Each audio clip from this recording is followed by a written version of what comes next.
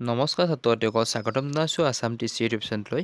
মই যে আপোনাৰ মাজলৈ আছোঁ ক্লাছ 8ৰ বিজ্ঞানৰ প্ৰথম লেচনৰ কুৱেশ্যন আনচাৰ নি সকলোৱে ভালদৰে শুনি যাব আৰু যদি মোৰ চেনেলটো ছাবস্ক্ৰাইব কৰি ৰাখিব যাতে আগলৈ এনেকুৱা ধৰণৰ ক্লাছবোৰ পাই থাকে। লেচন 1 শস্য উৎপাদনৰ ব্যৱস্থাপনা। কুৱেশ্যন নম্বৰ 1 শুদ্ধ উত্তৰটো বাছি উলিওৱা। এক নম্বৰ কোনবিধ খাদ্য শস্য? এ ওলকবি, বি ধান, চি সৰিয়হ, ডি মচুৰ। উত্তৰ হ'ল ধান। কোনবিধ শীতকালীন শস্য নহয়? A number soyabean, B number আলু, চি নম্বৰ সৰিয়হ আৰু ডি নম্বৰ মচুৰ। এইটো হ'ল মচুৰ। কোনবিধ শস্যই নাইট্ৰজেন যোগান ধৰি মাটি সাৰুৱা কৰে? ফুলকবি, শালি ধান, মচুৰ ঘাঁহ, ঘেঁহু। উত্তৰ হ'ল মচুৰ ঘাঁহ। 4 নম্বৰ কোনবিধ ৰাসায়নিক সাৰৰ জৰিয়তে মাটিত দিয়া নহয়?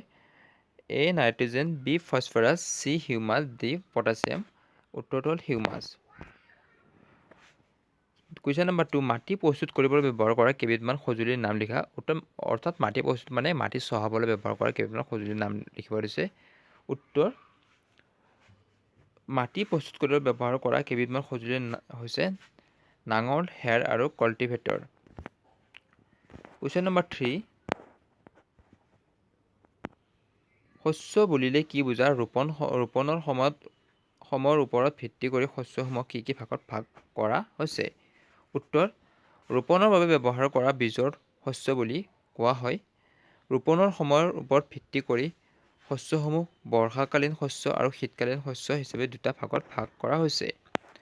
কুৱেশ্যন নম্বৰ 4 দুটা জৈৱিক সাৰ আৰু দুটা ৰাসায়নিক সাৰৰ নাম লিখা। উত্তৰ দুটা জৈৱিক সাৰৰ নাম হৈছে গোবৰ আৰু কেঁচুসাৰ আৰু দুটা ৰাসায়নিক সাৰৰ নাম হৈছে ইউৰিয়া আৰু পটাছ।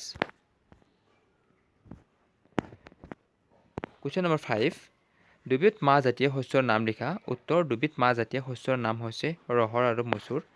কুৱেশ্যন নম্বৰ 6 শস্য বৰ্তন বুলিলে কি বুজা? উত্তৰ এডৰা মাটিত এবছৰৰ বিভিন্ন ধৰণৰ খাদ্যশস্য আৰু মাহজাতীয় শস্য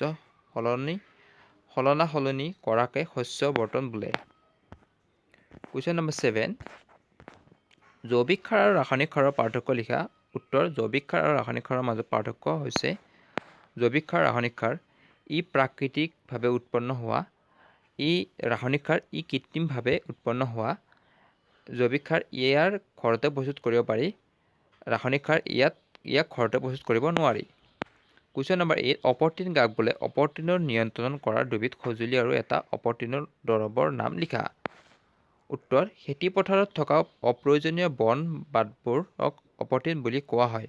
অপতৃণ নিয়ন্ত্ৰণ কৰাৰ দুবিধ সঁজুলিৰ নাম হৈছে সুৰপি আৰু কোৰ আৰু এবিধ দৰৱৰ নাম হৈছে বুটাকল।